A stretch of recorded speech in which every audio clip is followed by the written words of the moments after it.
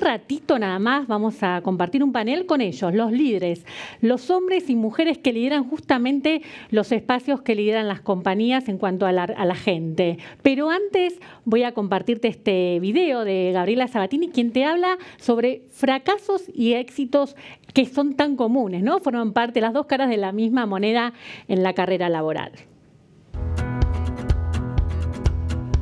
Sí, las derrotas son duras, ¿no? Porque uno sabe todo lo que deja ahí adentro, ¿no? Todo el esfuerzo y perder. He perdido partidos realmente que me han quedado adentro porque los tenía ganados, y yo creo que esos son los que más me dolieron, ¿no? Porque eran partidos que como que no pude manejar, que los terminé perdiendo, que yo sabía que venía jugando bien, con confianza, era un torneo que lo podía ganar, me acuerdo que fue en Roland Garros, y entonces me dolió mucho, eso me costó mucho superarlo, pero sí, se aprende mucho en general de las derrotas. Una puede ver constantemente qué hizo bien, qué hizo mal. El tema no involucrarse tanto al punto de que no pueda levantarse, ¿no?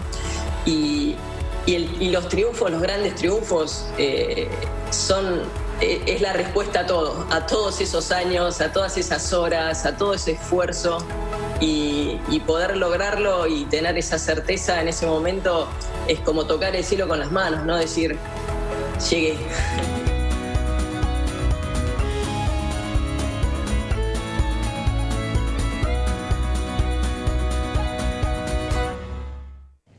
Y ahora sí, nos metemos en la cocina de los departamentos de recursos humanos de las compañías. Por eso le voy a dar la bienvenida a quienes van a compartir el panel conmigo. Melina Cao. Melina es Head de Recursos Humanos para el Cono Sur de Unilever. Bienvenida, Melina, ¿cómo andás? Muchas gracias por la invitación. El año pasado también tuvimos a Melina acá y no te imaginabas que ibas a tener un año tan intenso como el que tuviste. La verdad que no. ¿Te fuiste a tomar vacaciones? Sí, cómo no. Siempre hay lugar para todo, para descansar y para trabajar. Vamos a saber un poquito más de Melina. Melina Cao, directora de Recursos Humanos de Unilever Cono Sur. Ingresó a la compañía como pasante hace 19 años y hoy lidera el área de recursos humanos para Argentina, Bolivia, Paraguay, Perú y Uruguay. Es miembro del directorio de Argentina y coordina la red de recursos humanos de marketing y finanzas. Melina es licenciada en Administración de Empresas y Economía de la UBA y coautora del libro Menos respeto que soy tu jefe. Me encantó lo de menos respeto que soy tu jefe. Después te voy a preguntar sobre eso. Antes voy a presentar a Erika Zamora. Erika es VP de Gente de Cervecería y Maltería Quilmes. Bienvenida, Erika. ¿Cómo andás? ¿Cómo estás? ¿Todo bien? Además de liderar el área de recursos humanos de Quilmes, una experta nadadora, me dijeron. Cuando era mucho más joven, pero sí, me gustaba mucho y me sigue gustando. Vamos a saber un poquito más de Erika. Erika Zamora, vicepresidenta de Gente de Cervecería y Maltería Quilmes. Se incorporó a la compañía hace 16 años como pasante y luego aplicó al programa de trainers y desde 2020 ejerce esta función para Argentina y Uruguay. Erika es licenciada en Administración de la UBA y tiene un MBA de la Universidad de San Andrés. De joven fue nadadora y hoy sigue disfrutando de este deporte. Y también está con nosotros María Fernanda Amado, que es directora de Recursos Humanos para Nestlé de Argentina, Uruguay y Paraguay. Una mujer que ¿cuántos años hace que trabajas en el área de recursos humanos? Más de 30 años que trabajo en el área de recursos humanos. Y también arrancaste con las oficinas cerradas, entonces. Arranqué con las oficinas cerradas hace 30 años, no. No, pero sí hace más de 30 años que estoy en recursos humanos y también tuve la suerte de tener otras experiencias en ventas, en legales, así que no fue solo recursos humanos mi carrera en todos estos años. Bueno, vamos a conocer un poquito más de tu carrera. María Fernanda Amado, directora de Recursos Humanos de Nestlé Región Plata Argentina, Uruguay y Paraguay. 10 años atrás, ingresó en la firma de alimentos y bebidas con el desafío de seguir desarrollando los talentos en la organización y promover la empleabilidad de las nuevas generaciones. Cuenta con más de 30 años en posiciones de liderazgo en recursos humanos. Trabajó 20 años en PepsiCo, es abogada, especializada en Derecho Laboral y Comercial. Realizó un MBA en IDEA y es amante de la música. Y ahora sí, tiempo de presentar al único hombre que comparte con nosotros el panel, Nicolás Rocha, es jefe regional de Boomerang Selecta. Boomerang Selecta es una plataforma tecnológica especializada en reclutamiento. Muy bienvenido, Nicolás, ¿cómo andás? Muchísimas gracias, muy bien acompañado, así que muy bien. Muy intenso el año en búsquedas o estuvo medio calmo? Fue intenso, parece mentira, pero estuvo intenso, ahora lo vamos a hablar, pero la verdad que estuvo entretenido. Sí, un poco nos adelantaba Andrea el tema de rotación, que al principio todos nos ajustamos el cinturón a la silla y después la gente se empezó a animar a algunos cambios. Vamos a conocer un poquito más de Nicolás. Nicolás Rocha, Head Regional de Boomerang Selecta. Ingresó al grupo Navent en diciembre de 2019 y como Head Regional está a cargo de gestionar y potenciar la unidad de negocio en Latinoamérica, garantizando la calidad de los procesos de selección. Durante los últimos 9 años, trabajó en el sector de reclutamiento y sus primeros pasos profesionales fueron en el rubro financiero. Es fanático del fútbol y deportista Ironman. Bueno, no hace falta decir que fue un año intenso para todas las áreas, para la vida de todos. La pandemia pateó el tablero de nuestras vidas desde la vida cotidiana. Me imagino en las compañías el enorme desafío de mantener motivada a la gente en un contexto que con muchísima incertidumbre. ¿Qué fue lo que cambió, Melina, en la agenda de recursos humanos? ¿Cómo jugó el tema de la transformación tecnológica, la aceleración digital? Porque la tecnología se convirtió en una herramienta clave. Exacto. A ver, yo creo que la tecnología lo que hizo fue acelerar un proceso de transformación que se venía gestando, ¿no? Y entonces lo que primero puso en jaque es la forma en la que nos tenemos que conectar y colaborar. Y particularmente en Unilever lo que nos puso el desafío es, nosotros somos una compañía híbrida por naturaleza, porque más del 50% de nuestra gente trabaja en las fábricas, somos productores de productos esenciales, con lo cual tenemos la responsabilidad de cumplir con eso, y tenemos el resto de la gente trabajando desde su casa. Entonces, lo que sí nos permitió es poner algo en pie de poder tener una compañía mucho más ágil y flexible. ¿Qué significa esto de ágil y flexible? Es que lo que hacemos es, tenemos lo que se llama una alocación dinámica de recursos, porque pensamos en qué capacidades necesitamos en vez de cuánta gente necesitamos. Entonces, cambiamos la pregunta y la forma en la que construimos los equipos pasa por esta alocación dinámica. Por ejemplo, la pandemia puso a todo el sector de... Nosotros tenemos una parte de nuestra compañía que atiende a todos a las cadenas y a los restaurantes, y eso con la pandemia quedó relegado, pero el área de e-commerce tuvo un boom. Entonces realocamos la gente de un lado hacia el otro para poder mantener la organización. Y en el caso de Quilmes, Erika, ¿cómo aplicaron la tecnología? Sí, lo primero que pensaba cuando hablaba Meli, cuando hablabas vos, lo que cambió y lo que nos llevó, creo que a mí lo que rescato de toda esta pandemia, que obviamente tiene un montón de cuestiones feas, por supuesto, es como que nos puso en el centro a las personas, ¿no? Eso es lo primero que se me venía a la cabeza. Y que para mí está bueno, porque bueno, como área nos revaloriza y es interesante, pero más allá de eso es como que empezaron a tener en juego otras cuestiones, ¿no? Viste cómo estamos nosotros, cómo estamos realmente desde salud física, pero mental también. Entonces, eso como que es interesante. Y con respecto a la tecnología que decías vos, coincido con lo que decía Meli, es como un acelerador, ¿no? Y creo que nos facilita lograr cosas más grandes. Yo sí creo que el ser humano tiene para aportar en esta transformación digital mucho, ¿no? Porque las herramientas de tecnología, no sé, nosotros tenemos en el área de recursos humanos tenemos un bot que responde preguntas, viste que ahora es bastante frecuencia en las compañías, o incorporamos algoritmos para darnos predicción en cuanto a si alguna persona va a dejar la compañía o no, para poder acompañar y estar cerca, pero en definitiva todo fue creado por algún ser humano nuestro o de alguien que sabía más que nosotros para construirlo, ¿no? Entonces yo creo en ese complemento de la tecnología como acelerador de nosotros como personas, ¿no? Fernanda, ¿y en Nestlé cómo vieron el tema de la aceleración digital? Sí, nosotros en Nestlé venimos hablando de transformación cultural, donde si querés lo digital es lo subyacente, ¿no? Y lo que decimos es ¿qué es lo que buscamos? Venimos trabajando desde antes de la pandemia. Lo que pasa es que la pandemia nos aceleró. O sea, el plan que teníamos a futuro hizo que trajéramos todo mucho más cerca.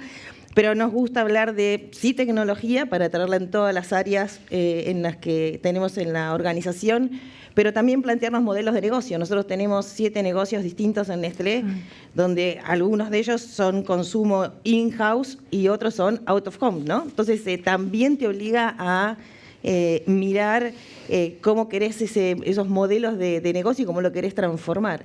Y obviamente buscando, sobre todo con el fin último de ser una compañía innovadora, estar un paso adelante, ver cómo podemos mejorar procesos. Entonces, no es solamente que tecnología, la tecnología viene a ayudar, pero toda esta transformación que estamos empujando fuertemente. Y la tecnología es clave desde hace años, ¿no?, en los procesos de reclutamiento. ¿Pero qué cambió este último año, Nicolás? Cambió mucho, cambió mucho. Meli hablaba un poco de cómo la tecnología nos facilita un montón de cosas y la realidad que, pensando cuál es el objetivo de un proceso de reclutamiento, que es que sea veloz y que sea asertivo, ¿no? La tecnología ahí puede hacer mucho. Y la verdad que en este año, desde Boomerang Selecta como plataforma tecnológica, hicimos mucha inversión en tecnología para poder justamente que los procesos sean más veloces y más asertivos.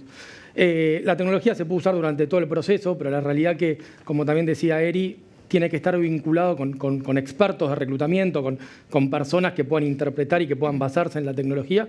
Y justamente nosotros, buscando tecnología con inteligencia artificial y algoritmos, más el experto en reclutamiento y una base de candidatos súper amplia en toda Latinoamérica, es lo que nos permite llegar al resultado que tenemos una tasa de cierre en los procesos mayor al 95%. Así que creo que la tecnología es fundamental, pero también tiene que estar acompañado por personas, pero en nuestro caso es un poco la base de todo. ¿Y qué pasó en cuanto a demanda? Es decir, ¿la gente se empezó a postular más? ¿Hubo también más demanda por parte de las compañías? Un poco la radiografía de búsquedas, oferta y demanda. ¿Cómo fue? Hubo. La verdad que hubo, sacando los primeros meses de pandemia y cuarentena, en el cual no sabíamos bien, era algo súper nuevo para todos.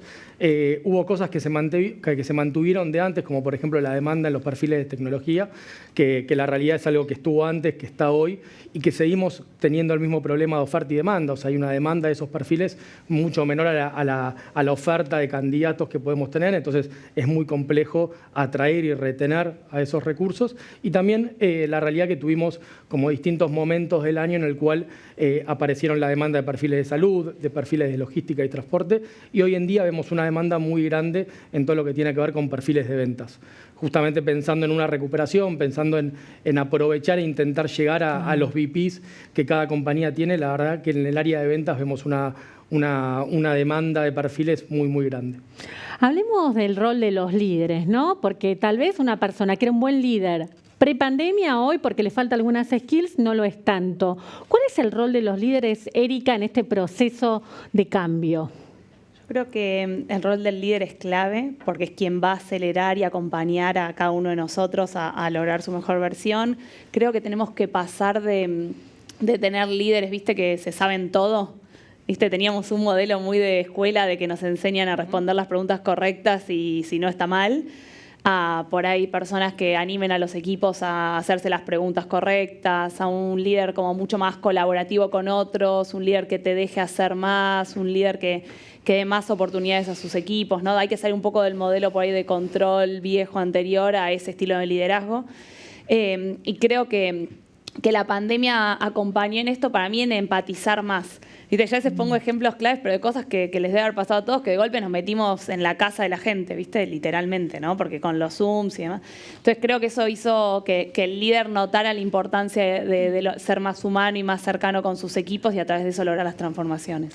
Melina, un poco el comentario de Erika, me surge un líder coach. Un líder coach. Un líder coach. Yo sé que viene el tiempo de los líder coach. A ver, creo que sí. Sin ningún lugar a dudas, la cercanía, la capacidad de conectar, la empatía, porque digo, es ponerte en el lugar del otro. Como decía Eri, me parece que la pandemia también hizo que nos metiéramos en la casa de nuestra gente. Entonces vos estás en un Zoom y ves al hijo de uno pasar y alguien que mientras está cocinando está tratando de trabajar. Entonces la apertura que tiene que tener ese líder para gestionar ese equipo es diferente, que no quita que tenga que tener determinados conocimientos, pero yo creo que pasamos de un líder que direcciona y que dice y que se pasa en el deber ser, a alguien que sabe escuchar y sabe preguntar, porque después la respuesta está en el equipo. Y algo también súper importante es que, ¿quiénes son los líderes? Creo que cuando los equipos se arman y se desarman, a veces el rol de líder no es el del organigrama de una organización. Entonces, todos podemos ser líderes o partes de un equipo, depende de la circunstancia. ¿Y cómo lo vieron ustedes, Fernanda? Yo me acuerdo claramente a lo que decía Erika y Meli en cuanto a la necesidad del perfil del líder. Quizás agregaría que al líder hay que prepararlo para eso, porque no estaba acostumbrado a eso. Y al líder también le pasan cosas. O sea, cuando hablamos de empatía, cuando hablamos de esa conexión humana con sus equipos, con la gente, él también necesita esa contención y también necesita ese lado humano hacia sí, ¿no? Entonces, claro, porque no deja de ser una persona. No deja de ser una persona que le pasó lo mismo. O sea, Meli, vos decías hace un rato, te metés en la casa del colaborador y a él también le pasa, ¿no? Entonces, para agregar a lo que ellas decían, que estoy completamente de acuerdo, es, bueno, ¿cómo los preparamos? Que no es solamente de entrenamientos, o sea, ¿cómo lo ayudamos a tener hasta de la forma en que comunican hoy a sus equipos? Porque lo comunican desde ellos como personas y con el estado de ánimo en el que se encuentran. Entonces, trabajamos mucho también en entrenar a los líderes a ayudar a acercarse a la gente, ¿no? Pero tenemos que pensar también que ellos, como decís vos, son personas que le pasa lo mismo y necesitan también de esa parte humana y esa parte empática para poder transmitir lo mejor de ellos. ¿Viste? Si vos estás mal, no transmitís. Solo complementándole a Fer, me parece que lo que veníamos hablando antes de cómo la tecnología o la digitalización acompaña eso, las herramientas de los grupos de WhatsApp, cómo ahora las comunicaciones dejaron de ser, ¿viste?, formales o todas por mail para... Esas herramientas los líderes las necesitan porque es la forma de conectar. Es qué preguntas le tengo que hacer. Todos los servicios de te mando un desayuno a tu casa, eso también es estar cerca y es conectar.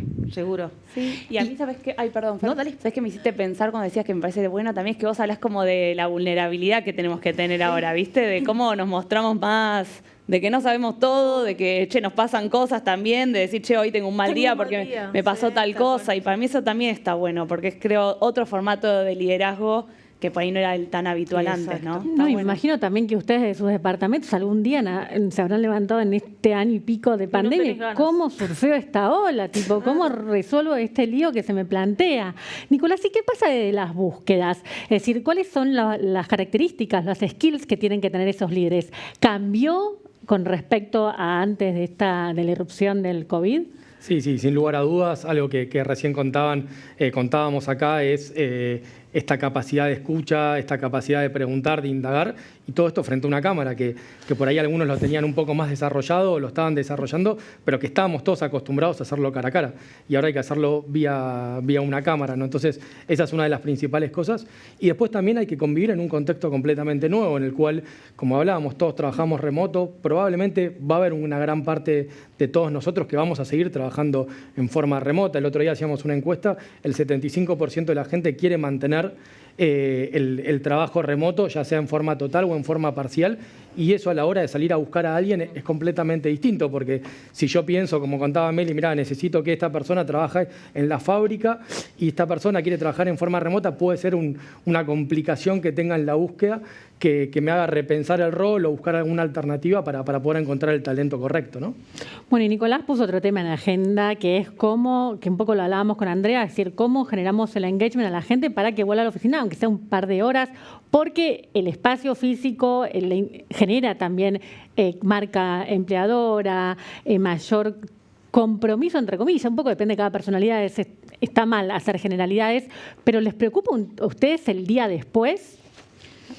La verdad que en el caso particular, el contranúmero del que contábamos recién es el 75% de la gente quiere mantener remoto, pero a su vez hay más de un 80% que de alguna forma quiere volver. El tema es cómo se vuelve y para qué se vuelve. Y ahí por lo menos lo que nosotros nos estamos planteando es la oficina va a ser un lugar de conexión y de trabajo colaborativo. Entonces, quizás para todos los trabajos donde se necesite un poco más de trabajo solo o para pensar o que lo puedas hacer remoto, eso se va a mantener, y donde tengas que conectar con otros y colaborar y generar un impacto colectivo, la oficina tiene que ser un habilitador. Y ahí la tecnología también, porque me imagino reuniones donde mitad de la gente esté presencial y otra mitad esté virtual, va a ser parte de nuestra realidad. Bueno, y otro tema también de la agenda de recursos humanos era, hasta hace un par de años, tema millennial, cómo conviven las diferentes generaciones. Hoy también los jóvenes son tema de cómo manejar esta situación, porque la verdad es que también a ellos se les cambió la vida de un día para el otro. Fernanda, ¿cómo lo están manejando en Nestlé? Es decir, ¿cómo trabajan con los jóvenes? Mira, te cuento. Primero, en Nestlé el 68% de la población es menor a 29 años. Y han tenido en gran parte de los casos su primer empleo, su experiencia de primer empleo con nosotros en Nestlé. Nosotros tenemos en Nestlé una iniciativa que la llamamos Iniciativa por los Jóvenes, que hace varios años que la lanzamos, donde el foco está cómo ayudamos al joven en su primera experiencia de trabajo y que consiga un trabajo de calidad. Hoy tenés jóvenes que quieren trabajar en relación de dependencia y jóvenes que quieren ser emprendedores, pero de todas formas, ¿cómo ayudás a desarrollarlos? Hoy pensemos que 7 de cada 10 jóvenes que no tienen experiencia laboral no encuentran trabajo y no dejan de ser el futuro de las organizaciones y el futuro de trabajo del mundo. Entonces, ¿cómo los ayudamos a eso? Entonces, ya te digo, 68% de nuestra población está por debajo de los 29 años. El año pasado ingresaron alrededor de 150 jóvenes con el programa que tenemos. Sabemos que no es algo que lo podemos hacer solos, entonces lo que sí trabajamos mucho es en alianzas con otras empresas. Generamos una alianza con empresas donde estamos ofreciendo cercano a los 50.000 posiciones de trabajo como primera experiencia para jóvenes. Hacemos acuerdos a nivel gobiernos. Estamos lanzando ahora un evento de Mercosur con los 4 países de Mercosur basado en Asunción por primera vez virtual, donde estamos discutiendo esta problemática de la juventud, porque creo que es algo que las empresas y todos los organismos deberíamos poner un foco fuerte. Entonces, para nosotros es uno de los 4 grandes pilares que tenemos estratégicos en la organización y que es parte de crear futuro, ¿no? Fernanda habla de futuro y bueno, también el futuro del trabajo, el trabajo del futuro presenta una serie de desafíos y oportunidades. ¿Cómo lo están viendo, Erika? Mira, yo creo que, no sé, nosotros somos una compañía que está hace 130 años en el país, ¿no? Y si pienso cuando debe haber arrancado la compañía, ¿no? Con una única marca, con un único locación, y pienso a dónde llegó ahora, ¿no? Por ahí hasta metiéndonos en otros negocios que para nosotros no eran tan habituales, no sé, como el vino o gaseosas o aguas, y la evolución que nuestros líderes, nuestra gente, nuestros equipos tuvo que tener para eso, yo lo veo como un continuo, ¿no? Como un continuo movimiento de ir evolucionando, obviamente teniendo una capacidad de escucha activa muy alta para escuchar a tu gente, pero también a tus clientes, a tus consumidores, ir construyendo el futuro de estrategia tanto de negocio como de realidad de trabajo. Entonces yo lo veo como, viste, algo que es dinámico y que uno tiene que saber reinventarse a tiempo, ¿no? Y creo que el desafío como personas, como líderes, está ahí, en acompañar esa transformación. Melina, ¿y ustedes cómo están viendo el futuro? A ver, coincido plenamente con lo que dice Eri. Esto de estar abiertos y de que es un continuo, me parece que lo que nos está poniendo en jaque es pasar de estructuras, de organigramas y de cosas a tratar de manejar ecosistemas de talento. Y en esos ecosistemas de talento vamos a tener diferentes formas de conectar. Puede ser porque vamos a tener que tener esquemas de freelancers mucho más ya como en el continuo de nuestro día a día. Otros, de vuelta, cuando la pregunta la cambiás y decís, pienso en qué capacidades necesito en vez de cuánta gente, el pool de talento se amplía. Y ahí me parece también nosotros, sumando lo que contaba antes Fernanda, las organizaciones tenemos una obligación en términos de cómo vamos a hacer el reskilling y el upskilling de nuestra gente y del resto en las comunidades donde operamos. Tenemos la doble responsabilidad. Y si lo ampliamos y encontramos nuevas formas de vincularnos, no sé, hoy en Unilever tenemos el esquema tradicional de pasantías, pero también tenemos la de Tu Frilo en Unilever, que es, puedo estar en cualquier lado, en cualquier provincia de la región y puedo hacer una experiencia virtual.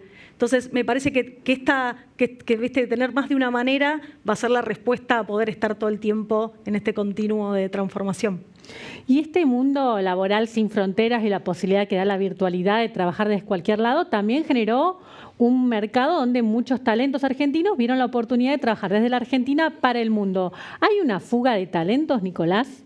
Es algo que pasa. La realidad es algo que siempre pasó, pero se acentuó en este último tiempo. En esta misma encuesta que contaba antes, el 93% de la gente está dispuesto a trabajar en forma remota para otro lugar. Entonces, es algo con el cual tenemos que convivir. En estas nuevas habilidades está parte de la adaptabilidad y es algo que está. Y como también hablaban en el panel anterior, creo que el salario, que muchas veces es algo que es una desventaja para nosotros versus otros países, no es lo único. Y por ahí es algo que te puede ayudar a atraer, pero no siempre a retener un talento. Entonces, vos hablabas de salario emocional y todo el paquete de cosas que una compañía te puede ofrecer, plan de carrera, contención, como hablábamos antes. Todo eso es algo que muchas veces para el talento también es súper importante y es una contrapartida a esta tendencia que claramente está y que la tenemos que aceptar. Y también al mismo tiempo creo que es algo que nos tiene que sentir o llenar de orgullo de que el talento argentino es un talento súper valorado en todas partes del mundo. Entonces, eso es algo que me parece que habla bien de nosotros en un contexto difícil, ¿no? ¿Y qué es lo que piden los más jóvenes? Fernanda hablaba de los más jóvenes, ¿no? A la hora de buscar un empleo, su primer empleo. ¿Qué exigen, entre comillas? Mira, la realidad es que hay cosas que se mantienen y cosas que cambian. Algo que siempre se mantiene es quiero aprender, quiero nutrirme de experiencia para el día de mañana poder aplicarla en algo propio, en otra compañía o lo que fuera. Sí, lo que tiene hoy en día el joven es que no tiene ese vínculo que por ahí existía hace un montón de tiempo en el sentido de que yo te debo algo, como vos me estás enseñando, yo te debo algo. Bueno, eso hoy en día no existe. Entonces, hoy lo que buscan en general las personas jóvenes es aprender. Por eso es que son tan importantes estos programas que mencionábamos antes, porque muchas veces es lo que permite tener esas experiencias, esos conocimientos, adquirirlos y después empezar a aplicarlos en donde sea en mi empresa o en otra. Pero son un poco las reglas de juego. ¿Y cuál es justamente, imagino que los líderes son claves, ¿no?, en todo este proceso? ¿Cuál es el lugar que tienen los directivos, por ejemplo, a la hora de liderar una compañía con un modelo híbrido como es la de ustedes, ¿no? Yo creo, no sé, coincido un poco con lo que decía Meli antes, no sé si es solo de arriba para abajo, ¿no?, las cuestiones de transformación cultural, ¿no? Pues esta es una transformación, ¿no? Si bien muchos veníamos trabajando de manera remota, ¿no?, lo que lo permiten los puestos, ¿no? Yo también la cervecería, centro de instrucción, hay muchas personas presenciales que tienen su trabajo ahí, pero creo que es una cuestión que estamos co-construyendo, ¿no? Cuando nosotros pensamos cómo nosotros estamos trabajando de manera 100% flexible, cada uno lo hace como le parece mejor, tenemos nuestras oficinas abiertas hasta septiembre y si la pandemia evoluciona de manera correcta, bueno, veremos cómo volvemos en octubre. Pero cuando pensamos, ¿cómo volvíamos? Perdón, ¿tienen las oficinas cerradas? No, las tenemos abiertas para el que tenga esa necesidad de ir. Porque lo que nos pasó también en un momento, nosotros al principio las cerramos por una cuestión de cuidémonos, quédate en tu casa, y nos pasó que hay realidades distintas, ¿no? Bueno, por eso las abrimos y las disponibilizamos con un montón de, obviamente, cuidados para que el que tenga esa necesidad pueda ir. Pero la elección es de cada uno. Pero pensando en el futuro, creo que hay que co-construirlo ese futuro, ¿no? Cuando pensamos, ¿cuál es el modelo? Empezamos más a hacer más escucha activa que a tomar una decisión de arriba para abajo que creíamos que era lo mejor. Y en ese camino estamos yendo a un modelo donde creo que va a haber espacios para que trabajes desde donde quieras. No tiene que ser tu casa, porque ese también fue otro insight, ¿viste? Uno dice, home office, no sé si va por ahí. Había gente que nos decía, yo quiero trabajar desde un bar, yo quiero tener la chance de irme a algún lado unos días y poder trabajar. Entonces, no sé si es tu casa necesariamente, es tener esa flexibilidad de otro lugar. Y el rol de la oficina, que para mí sigue siendo súper relevante en construir vínculos. Y es algo que a mí me sorprendió positivamente, que, viste, había al principio estábamos todos fascinados con estar desde nuestra casa y después empecé a notar que la necesidad de conexión entre los humanos es mucho más fuerte de lo que yo hasta creía, que obviamente lo creía, ¿no? Y esta necesidad, nosotros tenemos también un producto que estamos muy acostumbrados a vista de festejo. Nosotros, de hecho, nuestro propósito es unir a la gente por un mundo mejor. Pero entonces, y en el día a día eso lo vivimos, ¿viste? Mucho de festejo, de reconocimiento, juntos, tomándonos una cerveza y demás. Y eso se nota que falta, ¿viste? Y lo siento cada vez más fuerte en la gente. Entonces creo que ese mix se va a ir construyendo juntos y creo que vamos a tener un resultado mejor por ahí del que teníamos antes. Meli, vos ahí escribiste un libro que es Menos respeto que soy tu jefe. Imposible cerrar este panel, terminar esta charla sin preguntarte cómo te inspiraste en ese título. ¿Qué dijeron en la compañía? La ¿Cómo verdad surgió? que fue un poco polémico, o en realidad transgresor en ese momento, pero cuando empezamos a analizar lo que veníamos hablando, ¿no? De qué querían y cómo iba a ser el nuevo liderazgo, el nuevo liderazgo tiene que ver con esta empatía, con ser auténticos, con el no saber todo, y por eso jugamos con el menos respeto que soy tu jefe. El respeto no se forma por tu lugar en el organigrama y por la jerarquía, sino uno se lo gana por lo que realmente se brinda al equipo y por cómo vos podés ayudar a los otros a hacer cada día su mejor versión. Entonces, sí, de hecho, viste que siempre dicen que las personas renuncian a los jefes, no a las compañías. Hace años. Exactamente. Sí que fue un poco chiste también, ¿eh? Chiste, pero bueno, me imagino que muy transgresor. Jugada. Hay que animarse. Otro tema importante me parece que tiene que ver con los fuertes desafíos que están teniendo la gente que hoy se está recibiendo, ¿no? Es decir, para cerrar, me gustaría que cada uno de ustedes les dé un consejo a quien hoy está saliendo al mundo laboral, cursó sus últimos 2 años con un montón de ilusiones, tal vez ni siquiera pudo hacer una pasantía porque, bueno, esto lo sorprendió. ¿Cuál es el consejo que le darían a alguien que sueña con insertarse al mundo laboral corporativo en este contexto, para cerrar? Yo creo que luche por lo que quiera, ¿viste? Que a veces las cosas tardan un chiquitín más, un chiquitín menos, pero que si uno sueña con algo, que le ponga mucha energía, que para mí las cosas se logran. Meli. Coincido con Eri y lo que le sumo es uno tiene que ser auténtico y fiel a lo que cree y a lo que siente. Y cuando uno tiene el propósito claro, las cosas después se van acomodando. Fernanda. Sí, diría algunas cosas. Resiliencia, creo que porque pasa muchas veces que los vemos en los procesos en Nestlé, que la gente, los jóvenes se frustran si no consiguen lo que están buscando. Entonces, diría resiliencia. Y nada, esta cosa que tienen de linda de la inquietud de buscar permanentemente alternativas, ¿no? Que no dejen de hacerlo. Y hoy hay jóvenes que pueden aportar desde relación de dependencia, hay jóvenes que pueden pensar en emprendimientos. O sea, creo que nada, diría esas 2 cosas, por sobre todo, Carla, honestamente. Nicolás, a vos te cambio un poquitito la pregunta. Lo puede contestar también porque lo vean los chicos. Por eso yo te voy a poner esa pregunta cortito, y otra pregunta tiene que ver algún tip. Me van a entrevistar, mi primer empleo. ¿Qué hago? ¿Qué digo para que me tomen? Para que me tome Erika. Yo creo que, a ver, con respecto a lo anterior, para mí lo importante es experimentar. O sea, uno tiene que experimentar porque es difícil saber qué te gusta cuando uno es joven. O sea, uno tiene muchas ideas. En la facultad aprende un montón de cosas, pero después uno lo va viviendo. Yo soy economista de profesión y trabajo en el mundo de reclutamiento, más relacionado a ventas. O sea, creo que es súper amplio y hay un montón de casos así. Entonces, para mí es importante experimentar.